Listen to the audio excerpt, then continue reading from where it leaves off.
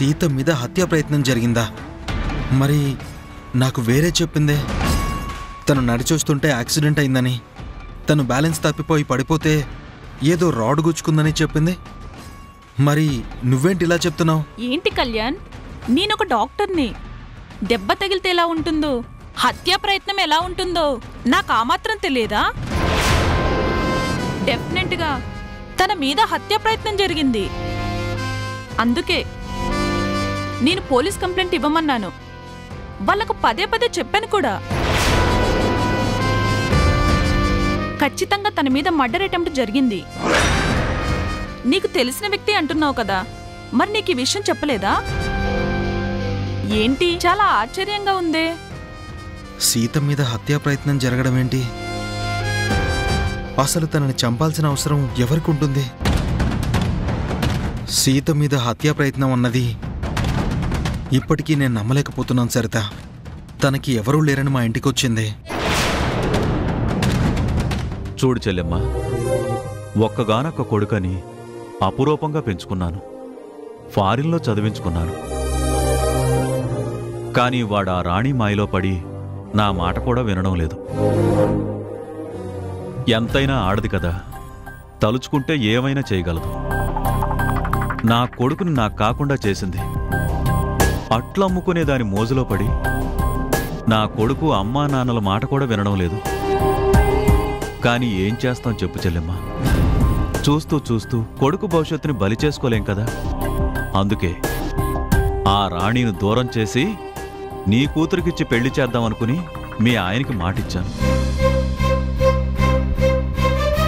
తన దగ్గర కట్నం కూడా తీసుకున్నాను. నా కొడుకు భవిష్యత్తు బాగుంటుంది అనుకున్నాను. మీ మల్లిక వాడి జీవితంలోకి వస్తే సుఖపడుతుందని ఈ పెళ్లి చేయాలనుకున్నాను. అందుకే మీ దగ్గర నిజాన్ని దాచాను తప్ప మీకు అబద్ధం చెప్పాలని, మోసం చేయాలని కాదు. చాలేవయ్యా పెద్ద మనిషి, ఇంకా మాటలు చెప్తున్నావు. నీ కొడుకు ఆ రాణి ఎంత గాఢంగా ప్రేమించుకున్నారో నేను విన్నాను. ప్రేమమాయలో ఉన్నవాడు అలా కాకుండా ఇంకెలా మాట్లాడతాడు? ఆ రాణి మాయ నుంచి బయటికి తీసుకొచ్చి నీ ఇంటి అల్లుణ్ణి చేయాలని చూస్తున్నానమ్మా. కానీ ఇంతలో నువ్వే తొందరపడ్డావు. ఒక ప్రేమ గెలవాలంటే ఎన్నో సమస్యలకి ఎదురు నడవాలి. ఎంతోమంది మాటలు తట్టుకొని తన వైపే నిలబడాలి. అప్పుడే నిజమైన ప్రేమ గెలుస్తుంది. కానీ అదే ప్రేమ విరిచేయాలంటే చిన్న అనుమానం సరిపోతుంది. ఒక్క మంట పెడితే చాలు, అదే కార్చిచ్చైపోయి ఆ ప్రేమను కాల్చేస్తుంది. నా కొడుకు మనసును మార్చేస్తుంది. ఈ విషయంలో మీరు నాకు సహాయం చేస్తానంటే చెప్పండి. రాధని రాణిని విడదీసి మల్లికకి రాధకి పెళ్లి చేసే బాధ్యత నాది. చూడు మావయ్య, నువ్వు కన్యంకి కేర్ ఆఫ్ అడ్రస్ అని నాకిప్పుడే అర్థమైంది.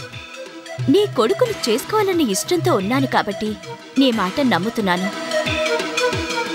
నువ్వు చెప్పే మాటలు వాళ్ళు నమ్మి విడిపోతారని నేనెలా అనుకుంటాను? మీ ఆలోచన నిజమే, కాని చేసే పద్ధతిలో చేస్తే ఆ ప్రేమ బద్దలైపోతుంది. వాడి మనసు ముక్కలైపోతుంది. రాణి మీద వాడికున్న ప్రేమ చచ్చిపోతుంది. అప్పుడు నా కొడుకు నా మాట వింటాడు. మీ కూతురి మెడలో తాళి కడతాడు. మీ ఇంటి అల్లుడవుతాడు. అందుకే మీ సాయం అడుగుతున్నాను. చివరిసారిగా నీ మాట నమ్ముతున్నాను. ఏం చేయమంటావో చెప్పు.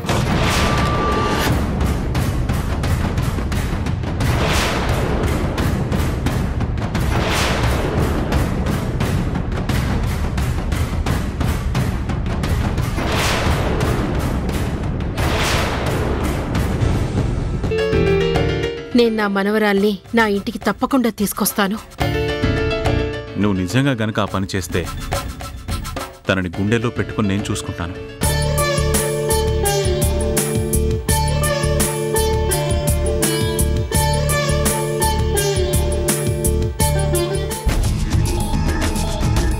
ఎప్పుడూ లేంది వదిన వర్ష గురించి ఇంతలా చెప్తోందేంటి? అదేంటో తెలుసుకోవాలి. అన్నయ్య, మీకొక విషయం చెప్పాలి. మనం ఏర్పాటు చేసిన మనుషులు ఆ వర్షాకి గట్టి వార్నింగ్ ఇచ్చారు. దాంతో తను భయపడిపోయింది. ఇంకెప్పుడు ఎవరికీ కనిపించను, దూరంగా వెళ్ళిపోతానని చెప్పింది. థ్యాంక్స్ అమ్మా.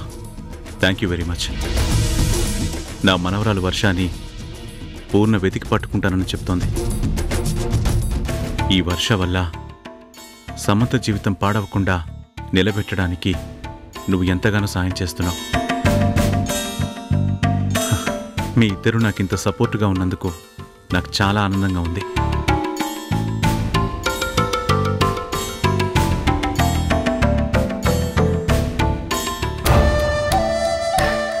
నేనెలా చెయ్యాలో అలా చేస్తాను. ప్రాణాలతో ఆడుకోవాలి అనుకున్న వాళ్ళని ఎట్టి పరిస్థితుల్లోనూ వదిలేయకూడదు. ఆ చుట్టుపక్కల సీసీ కెమెరాలుంటాయి. నేను వెళ్ళి పోలీస్ కంప్లైంట్ ఇస్తాను. వాళ్ళెవరో పట్టుకుంటాను. ఎందుకు ఇదంతా చేశారని పోలీసులు అడిగితే వాళ్లే నిజం చెప్తారు. పోలీస్ కంప్లైంట్ ఇద్దామా? ఇప్పుడు మీరు పోలీస్ కంప్లైంట్ ఇస్తే అది నా మీద జరిగింది హత్య ప్రయత్నం అని తెలుస్తుంది. అదే తెలిసిన రోజు నేను సీత కాదు వర్షిణి అనే నిజం మీకు తెలిసిపోతుంది.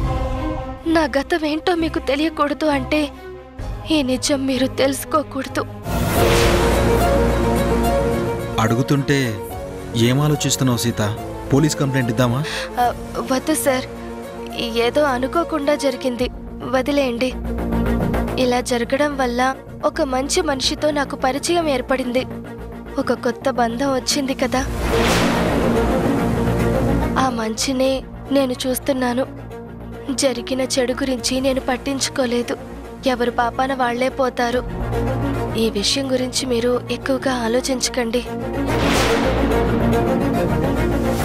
అందుకే నేను కూడా ఆలోచించట్లేదు. ఇది ఇక్కడితో దయచేసి వదిలేయండి ప్లీజ్. సరే సీత, నువ్వు వద్దంటే మాత్రం నేను చేసేదేముంది? సరే, నువ్వు రెస్ట్ తీసుకో.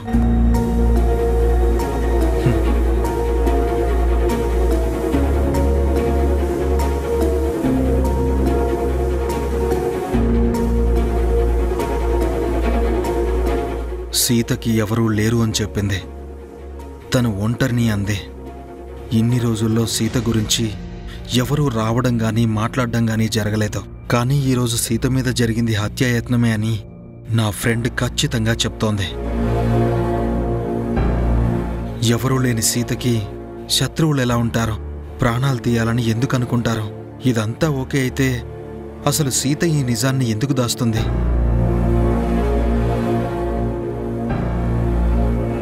ఎంక్వైరీ చేస్తానంటే ఎందుకు వద్దంటుంది? ఖచ్చితంగా సీత ఇలా దాచడంలో ఏదో అర్థం ఉంది. అదేంటో తెలుసుకోవాలి. సీతని చంపాలనుకున్న వాళ్ళు ఎవరో నేను తెలుసుకుని తీరాలి. వాళ్ళని అంత తేలిగ్గా వదలకూడదు. సీతని నేను కాపాడుకోవాలి. సీత గురించి పూర్తిగా తెలుసుకోవాలి. నేను ఈ నిజాన్ని మీ దగ్గర ఎందుకు దాస్తున్నానో మీకు అర్థం కాకపోయినా మీరు ఈ నిజాన్ని తెలుసుకుంటే నేను సీతని కాదు వర్షిణి అన్న నిజం బయటకొస్తుంది. అలా తెలియడం ఇష్టం లేదు కాబట్టి ఈ విషయం మీ దగ్గర దాస్తున్నాను. నన్ను క్షమించండి సార్.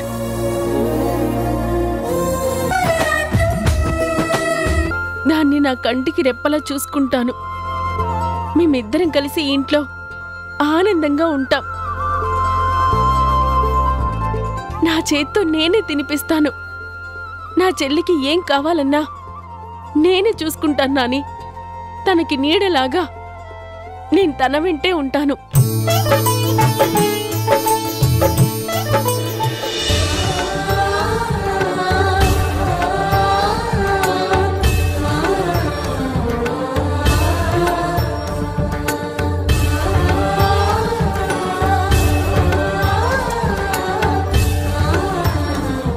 నాని, నా చెల్లి నేను ఎలా ఉన్నాం?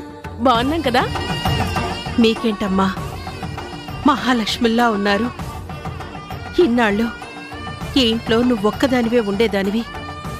ఇప్పుడు మీరిద్దరూ ఇలా కలిసి తిరుగుతుంటే నట్టింట్లో ఇద్దరు మహాలక్ష్ములు తిరుగుతున్నట్టుగా ఉంది. మీకు నా దిష్టే తగిలేలా ఉంది.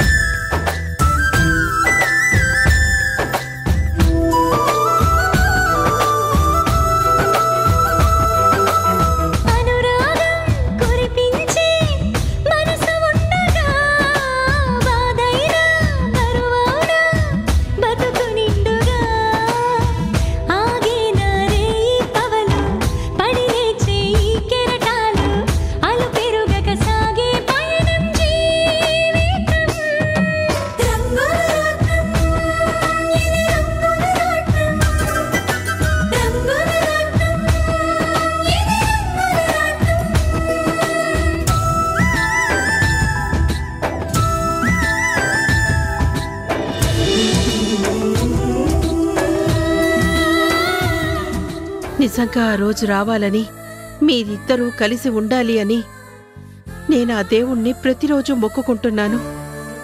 కానీ ఆ అవకాశం ఎప్పుడొస్తుందోనని ఎదురు చూస్తున్నాను సమంత. సమంత, మన వర్ష ఎలా ఉంటుందో మనకు తెలియదు కదా. ఒకవేళ మనకి తెలిసిన వర్షానే నీ చెల్లెలు వర్ష అని చెప్తే నువ్వెలా తీసుకుంటావు? నాని,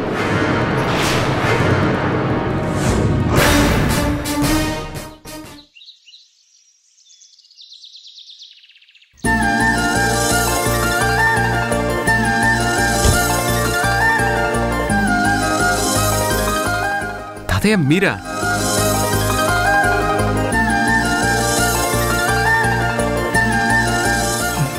అవును బాబు, నేను నా కళ్ళ నమ్మలేకపోతున్నానయ్యా. నువ్వు ఇలా బండి నడిపిస్తున్నావంటే నాకు చాలా ఆశ్చర్యంగా ఉంది. నిజమే తాతయ్య, ఆ రోజు జరిగిన యాక్సిడెంట్తో ఇంకా ఎప్పటికీ నేను వీల్ చైర్కి పరిమితం అవుతాను అనుకున్నాను. నా జీవితంలో మళ్ళీ నేను లేచి నడుస్తానని నమ్మలేకపోయాను తాతయ్య. నన్ను నడిపించిన దేవత నా రాణి. నేను నమ్మకాన్ని కోల్పోయినా తను మాత్రం ఎప్పుడూ కోల్పోలేదు తాతయ్య. మళ్ళీ నన్ను నడిపిస్తానని ఎలాగైతే ప్రతిన పూనిందో అలాగే సాధించింది. నేను నీ ఆపరేషన్ అయ్యాక 1-2 సార్లు నేను రాణికి ఫోన్ చేసి అడిగాను, నువ్వు నడవగలుగుతున్నావా అని. కానీ సాధ్యం అవ్వడం లేదు, ఈ బ్యాలెన్స్ చేసుకోలేకపోతున్నాడని చెప్పింది. అలాంటి నువ్వు ఇలా బండి నడిపిస్తున్నావంటే చాలా అద్భుతంగా ఉందయ్యా. చెప్పానుగా తాతయ్య, రాణి లాంటి మంచి మనిషి తోడుగా ఉంటే ఏదైనా సాధించొచ్చు అని. రాణి మీకు చెప్పినట్టే తను నన్ను నడిపించాలని ఎంత ప్రయత్నించినా నేను నడవలేకపోయాను. ముందు నా మీద నాకు నమ్మకం లేదు. నేను మళ్ళీ లేచి నడవగలనని అస్సలు అనుకోలేదు. ఏదో ఒక సందర్భంలో ఖచ్చితంగా నువ్వు లేవగలుగుతావని డాక్టర్ కళ్యాణ్ గారు ఒక్కటే మాట చెప్పారు. అలాంటి సందర్భం వచ్చింది.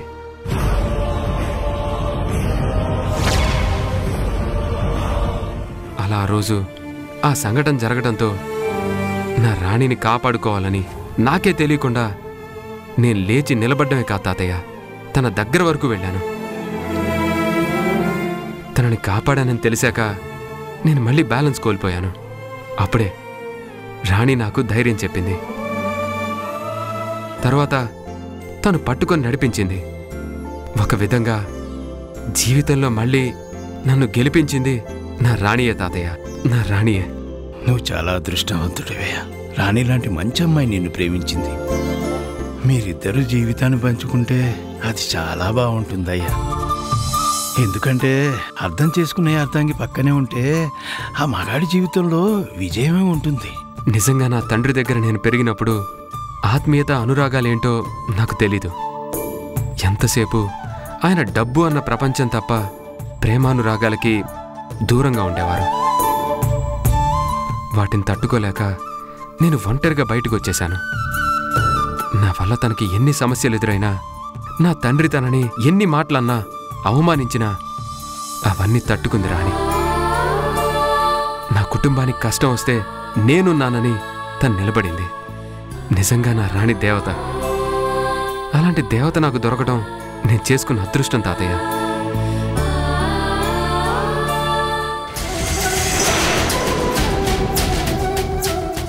ప్రియా నిన్ను అమ్మ అని పిలిచినప్పుడు నువ్వు బాధపడతావేమో అనుకున్నాను.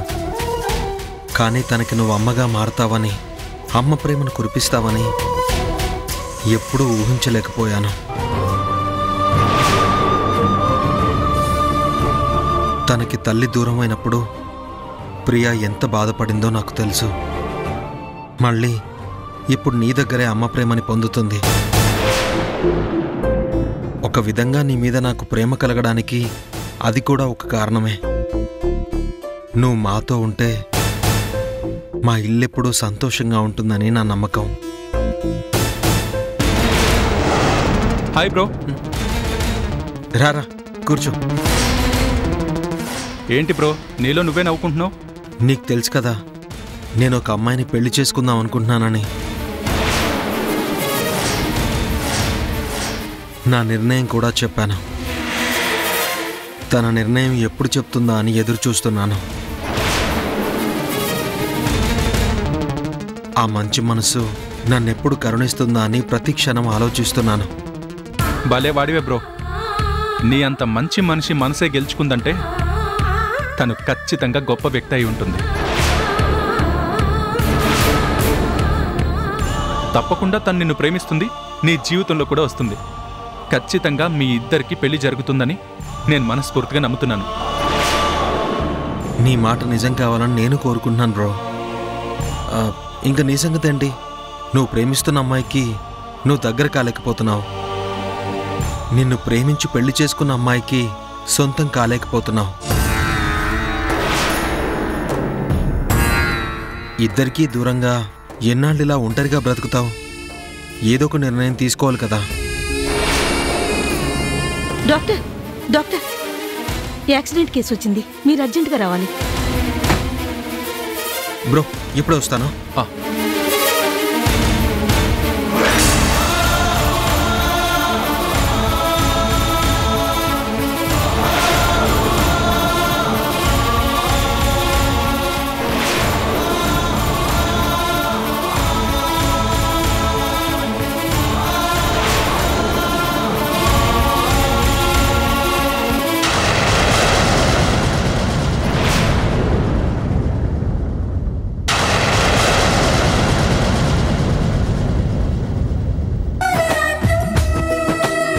సీత లాంటి మంచి అమ్మాయి మీద అంత పగ ఎవరికుంటుంది?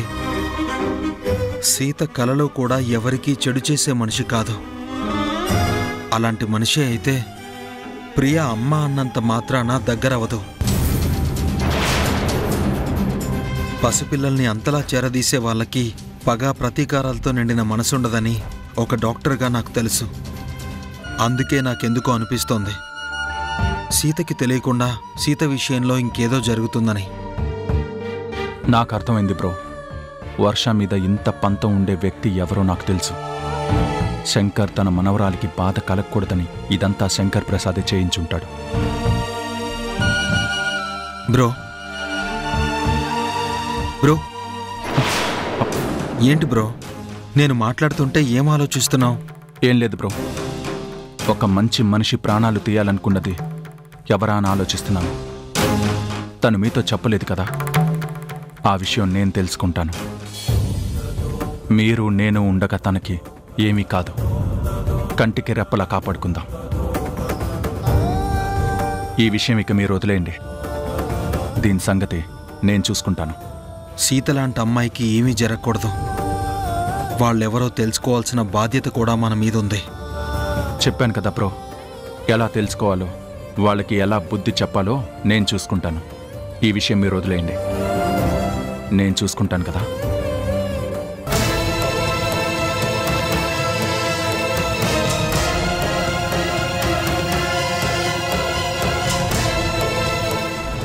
వంశీ, నేను ప్రాణాలు తీయాలనుకున్నానా? ఎవరిది? ఏ నిరూపించగలవా? సాక్ష్యాలు మాయం చేశానన్న ధైర్యంతోనే కదా ఇలా మాట్లాడుతున్నారు మీరు. కానీ మీరు చంపించాలని చూసింది నా వర్షని. తన ప్రాణాలు కాపాడిన మనిషి ఒక పుణ్యమూర్తి. ఆ రోజు ఆవిడే రాకపోతే ఈ రోజు నా వర్ష నాకు దూరమై ఉండేది. ఇది మీరు చేసిన పని కాదా? వర్షని చంపేస్తే నేను సమంతకి దగ్గరవుతానని ఇదంతా మీరు ప్లాన్ చేశారు కదా. కానీ ఒక్కటి గుర్తుపెట్టుకోండి శంకర్ ప్రసాద్ గారు, నా వర్షని నాకు దూరం చేస్తేనే నేను మీ మనవరాల్ని వదిలేశాను. అలాంటి వర్షని చంపించేస్తే నేను మీ సమంతకి దగ్గరవుతానని ఎలా అనుకున్నారు? వర్షకి అన్యాయం చేసిన వారిని వదిలిపెట్టనని మీరు తెలుసుకోండి. ఏంటి ఏం మాట్లాడుతున్నావు వంశీ? వర్ష నేను చంపించడం ఏంటి? ఆ అవసరం నాకు లేదు. మీకెలాంటి అవసరం ఉందో, మీరు ఎంతకి దిగజారుతారో నాకు బాగా తెలుసు. నేను వర్షని ప్రేమించాను అన్నప్పుడే నా ప్రేమకు సపోర్ట్ చేసినట్టు నటించారు. కానీ ఏం చేశారు? చివరికి మీరు మీ మనవరాలతో నాటకం ఆడి నా వర్షని నేనే అనుమానించేలా చేశారు. మీ మనవరాలి మెల్లో నాతో తాళి కట్టించారు.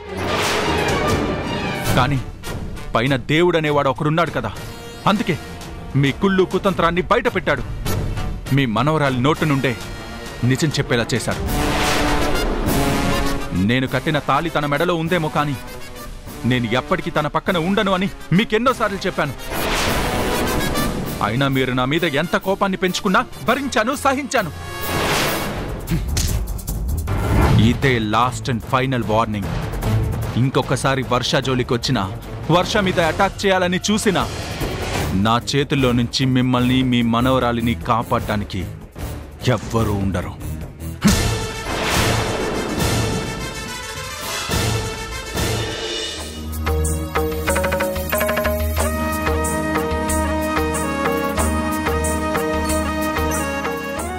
అమ్మమ్మా,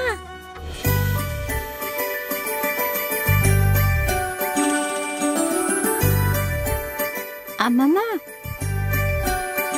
మీ పువ్వు కింద పడిపోయింది. చూసుకోలేదమ్మా. నువ్వు చూసి ఇచ్చినందుకు చాలా థ్యాంక్స్. చూసుకోవాలి కదా అమ్మమ్మ.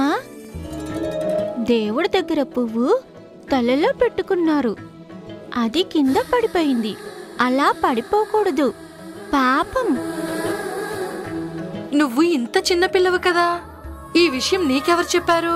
మా అమ్మ చెప్పిందమ్మమ్మ. గుడికొచ్చినప్పుడు ఎలా ఉండాలో, స్కూల్లో ఎలా చదువుకోవాలో, ఇంట్లో ఎలా ఉండాలో ఇవన్నీ నాకు అమ్మ నేర్పించింది. అవునా? మీ అమ్మ ఎవరో కానీ చాలా గొప్ప వ్యక్తమ్మా. అవునంటీ, మా అమ్మ చాలా మంచిది. నేనంటే తనకి ఎంత ఇష్టమో నన్ను కంటికి రెప్పలాగా చూసుకుంటుంది. బాగుందమ్మా. ఇవన్నీ చూస్తుంటే మీ అమ్మని చూడాలనిపిస్తుంది. ఇంతకీ మీ అమ్మ ఎక్కడుంది? ఇక్కడే ఉందంటీ. ప్రసాదం తీసుకురావడానికి వెళ్ళింది. నేను మీకు పరిచయం చేస్తానే, మీరిక్కడే ఉండండి.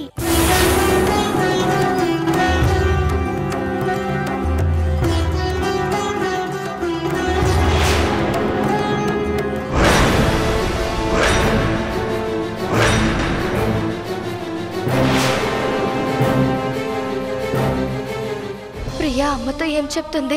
నా గురించి చెప్పదు కదా. అయినా నా పేరు వర్ష అని ప్రియకి తెలియదు కదా.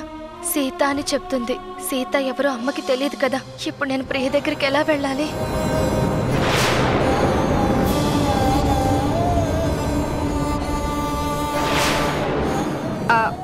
సరేనమ్మా, మీ అమ్మగారు ఇక్కడే ఎక్కడో ఉండుంటారు. నిన్ను ఇక్కడే ఉండమన్నారు కాబట్టి నువ్వు ఇక్కడే ఉండు. మాకు ఆలస్యం అవుతుంది. ఇంకోసారి మిమ్మల్ని కలుస్తామే. సరే అమ్మమ్మ. Bye bye.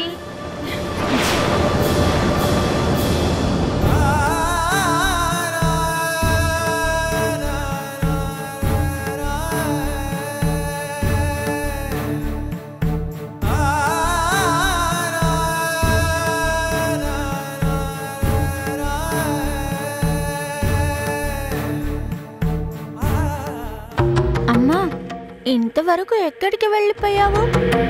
నీకు అమ్మమ్మ వాళ్ళని పరిచయం చేద్దామనుకున్నాను, తెలుసా?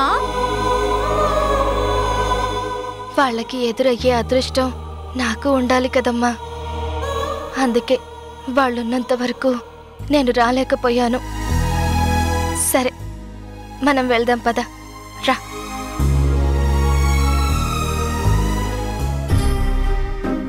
అమ్మ మహి, నీతో మాట్లాడాలి.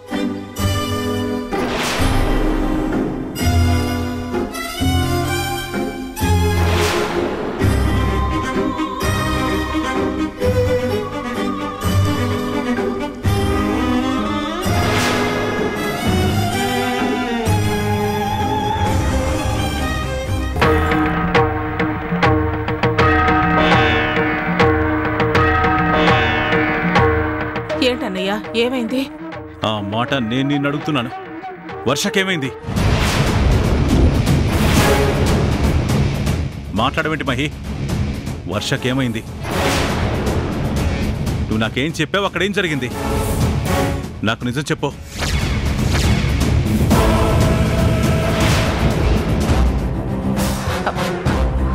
తప్పు జరిగిపోయిందన్నయ్య. ఆ వర్షాన్ని సమంత జోలికి రావద్దని చెప్పించాలనుకుని నేను ప్రయత్నించాను. ఆ విషయం మీకు తెలుసు కదా. నాకు తెలిసింది అడగట్లేదు, అక్కడ జరిగిందేంటని అడుగుతున్నాను. దానికి మాత్రం సమాధానం చెప్పు. అదే అన్నయ్య, వాళ్ళు గట్టిగానే చెప్పారంట. కానీ అదే సమయానికి వర్ష వాళ్ళకి ఎదురు తిరిగిందంట.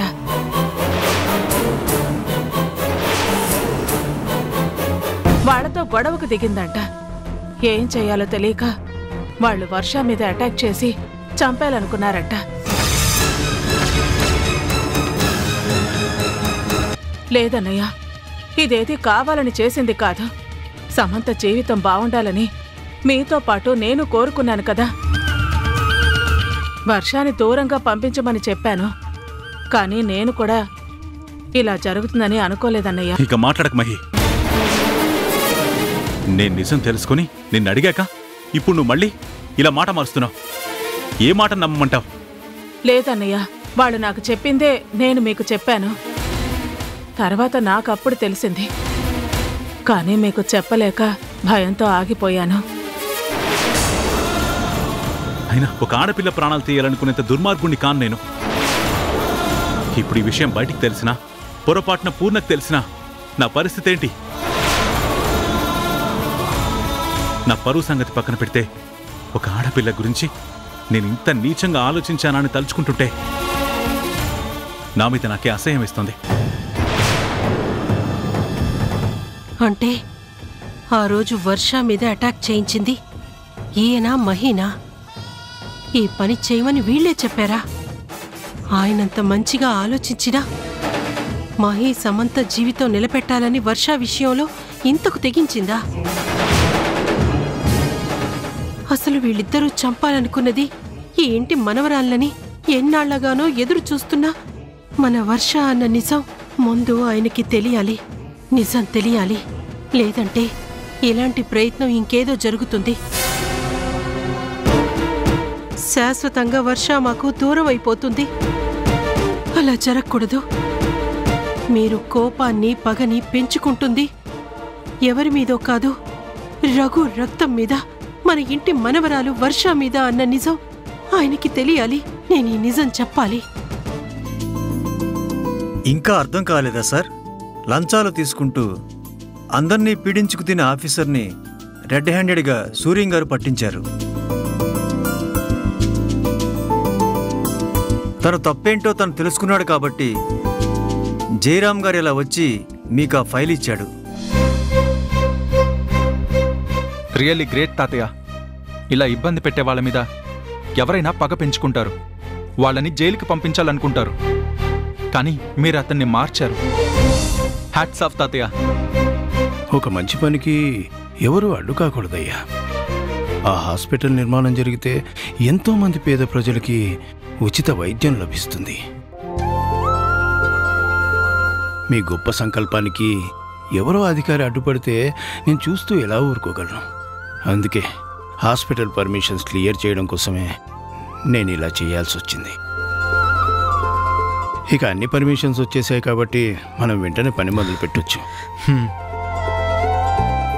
చీకటితో వెలుగే చెప్పెను నేనున్నానని, ఓటమితో గెలుపే చెప్పెను నేనున్నానని, నేనున్నానని నీకేం కాదని, నిన్నటి రాతని మార్చేస్తానని.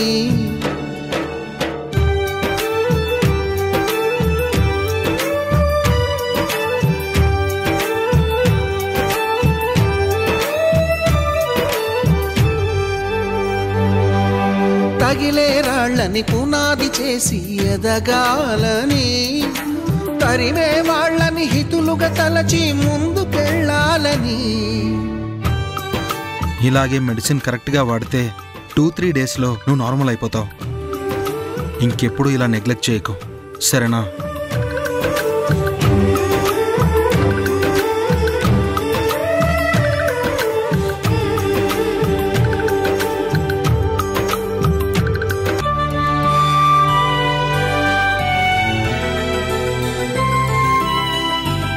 ఎవ్వరు లేని ఒంటరి జీవికి తోడు దొరికిందని, జన్మకు ఎరుగని అనురాగాన్ని పంచుతున్నావని, నేనున్నానని నీకేం కాదని, నిన్నటి రాతనే మార్చేస్తానని.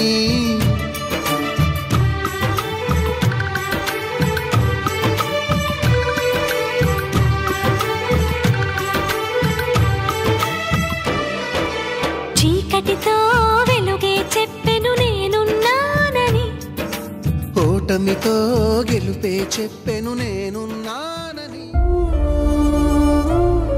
కళ్యాణ్ గారు నన్ను ఎంతో అభిమానంగా చూసుకుంటున్నారు. నేను త్వరగా కోలుకోవాలని ఎంతో తపన పడుతున్నారు. ఇంకో పక్క వంశీ కూడా నా మీద ఉన్న ప్రేమతో తను చూపిస్తున్న అభిమానాన్ని వద్దు అని చెప్పలేకపోతున్నాను. అలా అని వంశీ నా మీద మరింత ప్రేమను పెంచుకోవడాన్ని తట్టుకోలేకపోతున్నాను. వంశీ మనసు సమంత వైపు మారాలి. తనతోనే జీవితాన్ని పంచుకోవాలి.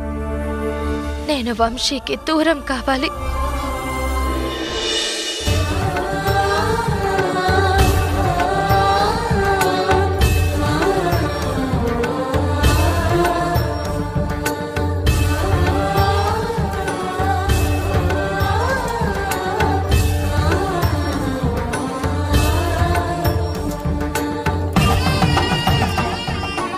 మళ్ళీ జన్మెత్తావమ్మా.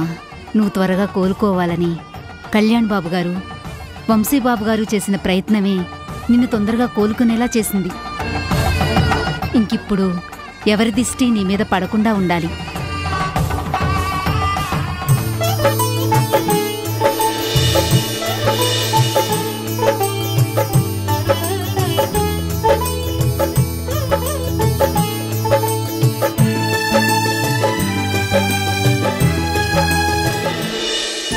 రండి పంతులు గారు, రండి కూర్చోండి. శారదా, పంతులు గారికి కాఫీ తీసుకురా.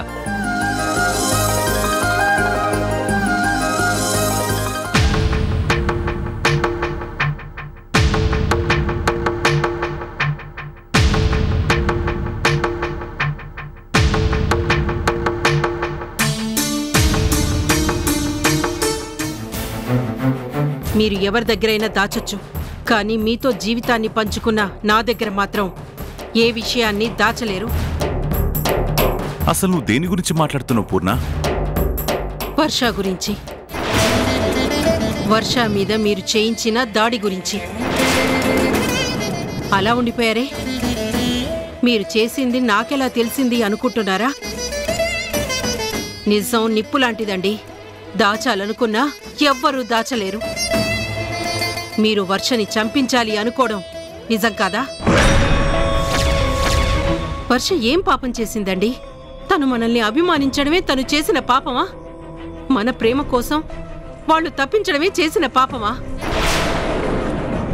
మనం జాలి చూపిస్తే మిమ్మల్ని దేవుళ్ళ చూసిన మనిషి అలాంటి ఆడపిల్ల ప్రాణం తీయాలనుకున్నారా? దేనికోసం అండి? దేనికోసం? మీ మనవరాలి జీవితం కోసమా? ఒక ఆడపిల్లని చంపేస్తే మన ఇంటి ఆడపిల్ల సుఖపడుతుంది అని మీకెవరు చెప్పారండి? ఆడపిల్ల ఉసురు ఈ ఇంటికి తగులుతుంది. అది ఎందుకు మర్చిపోయారు? సమంత మీద మీకున్న పిచ్చి ప్రేమ, వెర్రి అభిమానం తన జీవితాన్ని ఎలాగైనా నిలబెట్టడం కోసం మీలో మీరే ఎంతో తపన పడుతున్నారు. ఆ కోపంలో మీరు విచక్షణ జ్ఞానం కోల్పోతున్నారండి. మీరు ఏం చేస్తున్నారో, ఎలా ఆలోచిస్తున్నారో మీకే తెలియడం లేదండి. ఇంకా మీ పగ ఎవరి మీద ఉందండి? అసలు ఆ వర్ష ఎవరో తెలుసా? తెలిస్తే మీరు ఈ పని చేసుండేవారు కాదు. తెలియకే మీరు ఇంతకు తెగించారు. అసలు ఆ వర్ష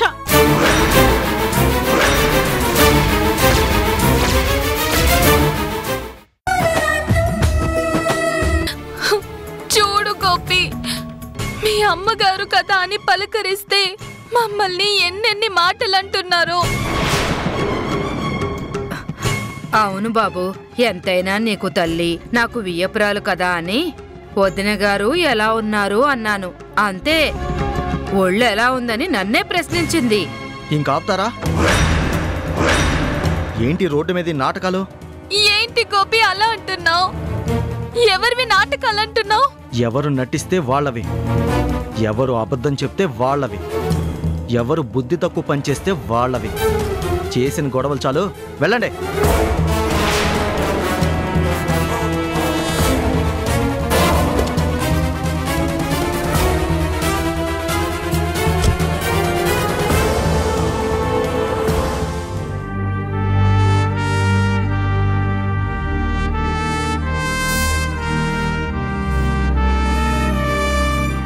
అమ్మా,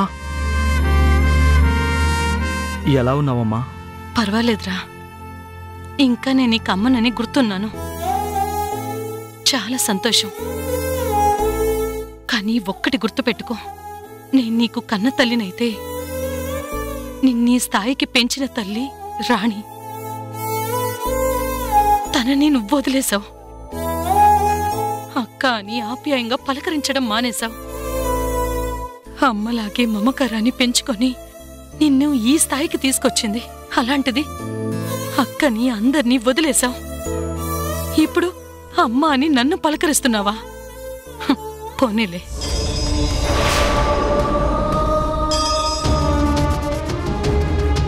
అమ్మా, అక్కని వీళ్ళన్న ప్రతి మాటకి అక్కకి క్షమాపణ చెప్పే రోజు ఒకటి వస్తుంది. అలా వాళ్ళని మారుస్తాను. నీ ప్రాణాలు తీయాలనుకున్నది ఎవరో కాదు, ఆ శంకర్ ప్రసాద్ అని నాకు తెలుసు. తన మనవరాలి కోసం నిన్ను జీవితం నుంచి తప్పించాలనుకున్నాడని కూడా నాకు తెలుసు. అందుకే అలాంటి మనిషిని ఎటువంటి పరిస్థితుల్లోనూ వదలకూడదు. నాతో రా, వాళ్ళ మీద పోలీస్ కేసు పెడదాం. హత్యా ప్రయత్నం కింద తాత మనవరాళ్ళిద్దరినీ జైల్లో ఊచలు లెక్క పెట్టిస్తాను. అప్పుడు తెలిసొస్తుంది వాళ్ళు చేసిన తప్పేంటో. చాలు వంశీ, నువ్వు వాళ్ళ గురించి ఇలా మాట్లాడితే నేను అస్సలు తట్టుకోలేను. అయినా నేను కేసు పెడతాను అని నీకేం చెప్పలేదే. ఇది అనుకోకుండా జరిగిందని నేను వదిలేశాను. నువ్వు కూడా అలాగే వదిలే. నీకేమన్నా పిచ్చా? నా ప్రాణమైన నిన్ను చంపాలనుకున్న వాణ్ణి నేనెలా వదిలేస్తాను? నేనే కేసు పెట్టొచ్చు, కానీ సాక్ష్యం కింద నిన్ను అడుగుతారు. నువ్వు అక్కడికొచ్చి మాట మారిస్తే మొత్తం తల్లకిందులవుతుంది. అందుకే నీ ప్రాణాలు తీయాలనుకున్నది వాళ్లే కాబట్టి నువ్వొచ్చి ఒక్క కంప్లైంట్ ఇస్తే చాలు. తర్వాత జరిగేది నేను చూసుకుంటాను. వాళ్ళేమైనా అంటారని భయపడుతున్నావేమో. నువ్వెవ్వరికి భయపడక్కర్లేదు. నీ వెనకాల నేనున్నాను. నీకోసం నేనుంటాను. చెప్తుంటే నీకు అర్థం కావడం లేదా? నన్నెవరూ చంపించాలని అనుకోలేదు. నా ప్రాణాలెవరూ తీయాలి అనుకోలేదు. అలాంటి శత్రుత్వం కూడా నా మీద ఎవరికీ లేదు. మరీ ముఖ్యంగా శంకర్ ప్రసాద్ గారి కుటుంబానికి నా మీద అలాంటి పగ అస్సలుండదు.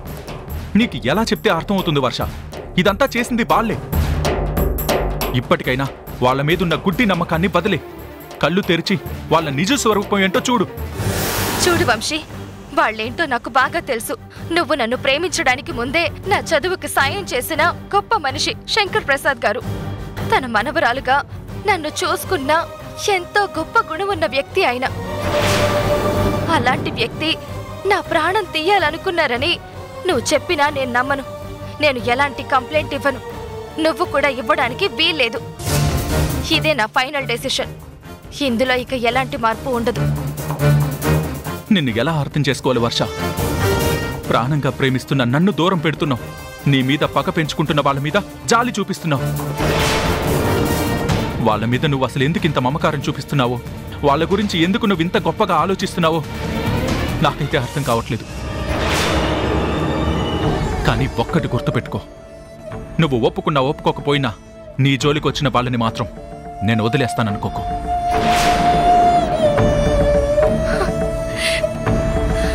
ఎవరి మీద వంశీ కంప్లైంట్ పెట్టమంటున్నావు?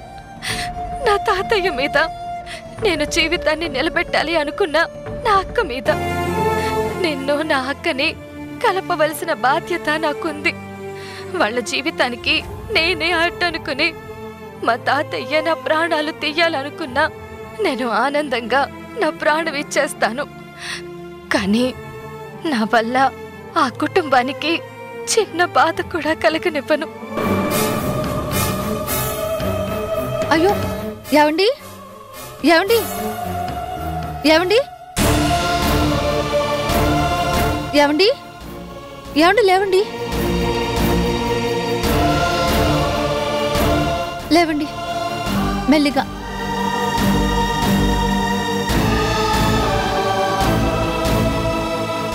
వాటర్ తాగండి. తీసుకోండి, తాగండి కొంచెం.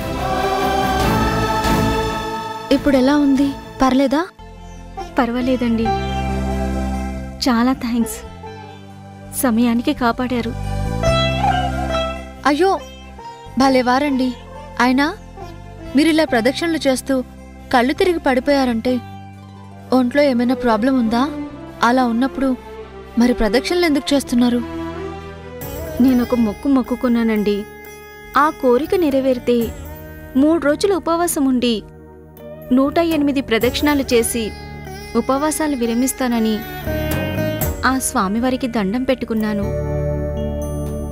నేను కోరుకున్న కోరిక నెరవేరింది. అందుకే 3 రోజుల నుంచి నేను ఉపవాసం ఉన్నాను. ఈరోజు ఇక్కడ 108 ప్రదక్షిణాలు చేసి మొక్కు తీర్చుకోవాలి అనుకున్నాను. ఈ ప్రదక్షిణాలు అయ్యాక ఉపవాసాలు విరమించి ఏదైనా తినాలి. కానీ ఇంతలోనే ఇలా జరిగింది. దేవుడు ఎప్పుడూ మంచివాళ్లకు మంచే చేస్తాడు. మన కోరికలో ఎలాంటి స్వార్థం లేకపోతే తప్పకుండా నెరవేరుస్తాడు. సరే, మీరు నీరసంగా ఉన్నట్టున్నారు. మీ ఇల్లు ఎక్కడో చెప్పండి, నేను తీసుకుని వెళ్తాను. పర్వాలేదండి, ఇంత సాయం చేశారు కదా, అది చాలు. ఎలాగోలో నేను వెళ్తానండి. మళ్ళీ ఇంటికి వెళ్ళేటప్పుడు దారిలో పడిపోతే పరిస్థితి ఏంటి? అందుకే నాకేం ఇబ్బంది లేదు. మీ ఇంటికి దిగబెట్టే నేను వెళ్తాను. మీకెందుకండి కష్టం? మీకేవో పనులుంటాయి కదా. ఏం పర్వాలేదు, మిమ్మల్ని మీ ఇంటి దగ్గర దిగబెట్టి నేను వెళ్తాను. పదండి, రండి.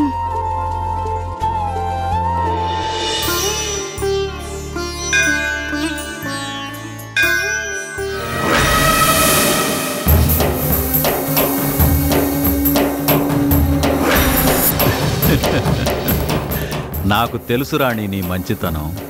ఎవరికైనా కష్టం వచ్చిందంటే వెనక ముందు ఆలోచించకుండా సహాయం చేస్తావు. గుడిలో అమ్మాయి కళ్ళు తిరిగి పడిపోయిందంటే గుడ్డిగా నమ్మేసి తనతో నువ్వు వెళ్తున్నావు. కాని నువ్వు చేసే సహాయమే నీకు శాపంగా మారుతుందని నువ్వు కలలో కూడా ఊహించలేవు. నువ్వు మంచితనంతో ఉంటే నేను మంచితనాన్ని నటిస్తూ నిన్ను మా రాధని దూరం చేయడానికి సరైన స్కెచ్ వేశాను. ఇంకా ఈ జన్మలో రాధని మొహం చూడకుండా నేను చేస్తాను.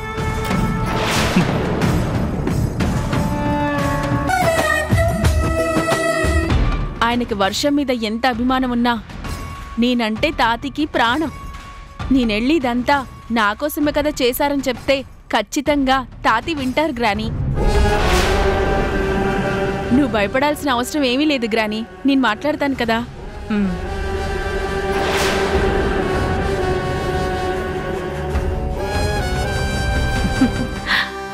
పిచ్చి సమంత, నువ్విలా మాట్లాడాలనే కదా నేను నీతో అలా చెప్పింది. ఆ వర్ష మీద నీకు అర్థం లేని కోపం నాకు అడ్వాంటేజ్గా మారింది. ఇప్పుడు నువ్వు వెళ్ళి అన్నయ్యతో మాట్లాడితే ఆ కోపం ప్రేమగా మారుతుంది. ఇది నాకు చాలు మిమ్మల్ని బకరాల్ని చేయటానికి.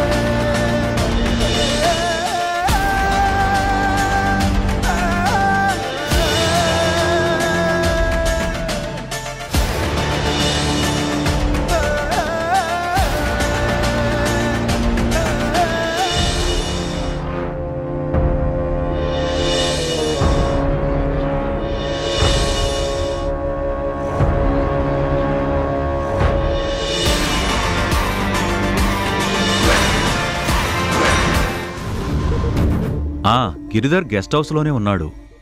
వెళ్ళి గిరిధర్తో మాట్లాడు. కాంట్రాక్ట్ విషయంలో ఏదో సమస్య వచ్చిందంటున్నారు కదా, అదేదో నువ్వే తెలుసుకో. నువ్వు వెళ్ళి మాట్లాడితే గిరిధర్ ఏంటి ఎవరైనా వింటారు. అలా నువ్వు బాధ్యతలు తీసుకుంటే రాణి కూడా సంతోషిస్తుంది. రాణికి కావాల్సింది తన కళ్ళ ముందు నువ్వు ఎప్పుడూ గొప్పగా ఉండడమే. నీకు కావాల్సింది రాణి నీ కళ్ళ ముందు రాణి మహారాణిలా బతకడమే కదా. మీరిద్దరూ అలా ఉంటే చూడాలని నా కోరికరా. అందుకే ఇంకేం ఆలస్యం చేయకుండా వెంటనే నువ్వు గిరిధర్ ఉన్న గెస్ట్ హౌస్కి వెళ్ళి తనతో మాట్లాడు. మీరింతలా మారిపోతారని, రాణి గురించి ఇలా ఆలోచిస్తారని నేను కల్లో కూడా అనుకోలేదు నాన్న. నిజంగా ఇన్నాళ్లకు మీరు నాకు కొత్తగా కనిపిస్తున్నారు. ఇప్పుడే వెళ్తాను.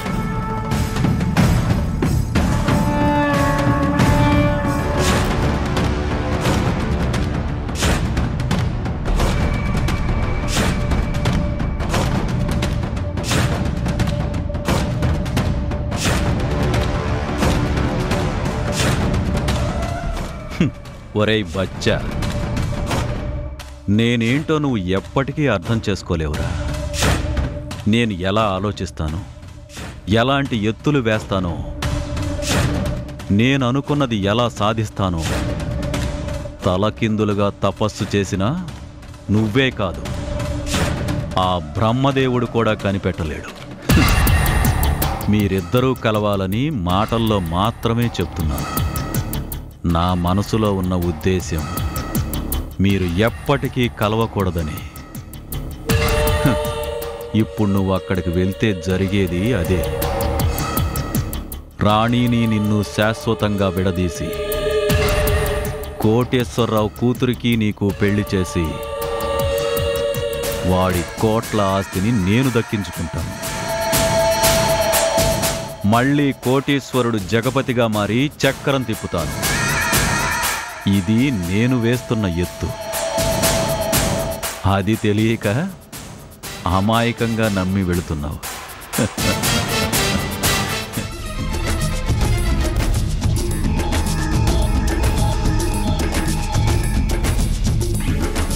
ఇదిగో బ్లాంక్ చెక్. దీని మీద ఎంత కావాలంటే అంత రాసుకో. ఎన్ని కోట్లైనా రాసుకో.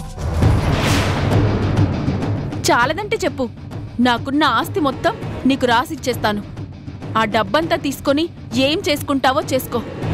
దయచేసి నా వంశీని మాత్రం వదిలేసాయి.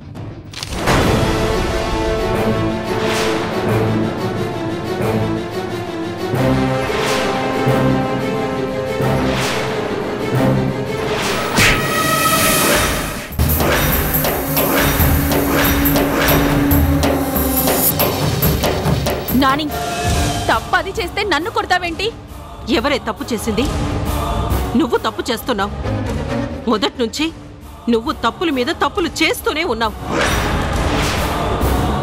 ఆస్తి రాసిస్తావా? ఎవరికి రాసిస్తున్నావు ఆస్తి? ఎవరు ఆస్తి ఎవరికిస్తున్నావు? అసలు వర్ష ఎవరో నీకు తెలుసా? తన స్థాయి ఏంటో నీకు తెలుసా? తన స్థానం ఏంటో నీకు తెలుసా? నానమ్మ, ఏం మాట్లాడుతున్నారు? ఎవరి నీకు నానమ్మ? తను నాకు నాని, నీకు నానమ్మ కాదు.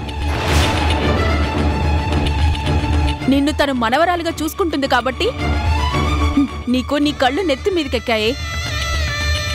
ఏయ్, ఇంకొక మాట వర్షానన్నావంటే నీ పళ్ళు నేను రాలగొడతాను. ఇదంతా చేస్తున్నది వర్ష అనుకుంటున్నావా నువ్వు? వంశీ ప్రేమించింది వర్షాని. వాళ్ళిద్దరిని దూరం చేసింది నువ్వు. వంశీలో లేనిపోని కోపాన్ని పెంచి తాళి కట్టించుకున్నది నువ్వు. పాపం, అప్పుడు కూడా వర్ష నోరెత్తలేదు. నీ నిజ స్వరూపమేంటో వంశీకి చెప్పలేదే.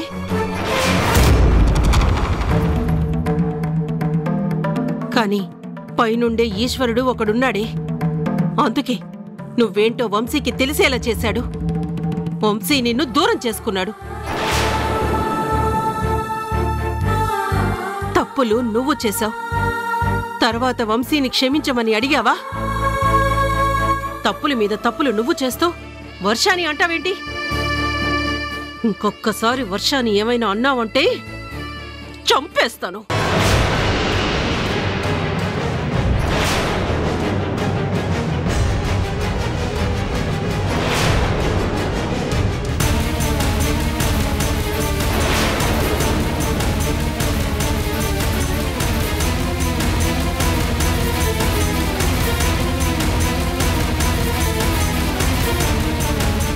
చూసావమ్మా, నువ్వెన్ని నిందలు మోస్తున్నావో, ఎన్ని మాటలు పడుతున్నావో. నీకేంటమ్మా ఈ కర్మ? సమంతకి ఎంత హక్కుందో ఆ ఇంట్లో నీకు అంతే హక్కుంది. నువ్వు మా మనవరాలివి. ఈ నిజాన్ని బయటికి చెప్తే నీ జీవితం మరోలా ఉంటుంది. వర్ష, ఇప్పటికైనా నన్ను నిజం చెప్పని. లేదు నానమ్మ, ఈ నిజం చెప్పడం వల్ల మరింత బాధ పెరుగుతుంది తప్ప సమస్యకి పరిష్కారం దొరకదు. తన రక్తం పంచుకుని పుట్టిన చెల్లెలు నేనే అని తెలిస్తే కావాలనే తన జీవితాన్ని నేను నాశనం చేస్తున్నానని అక్క మరింత బాధపడుతుంది. అది నాకిష్టం లేదు నానమ్మ.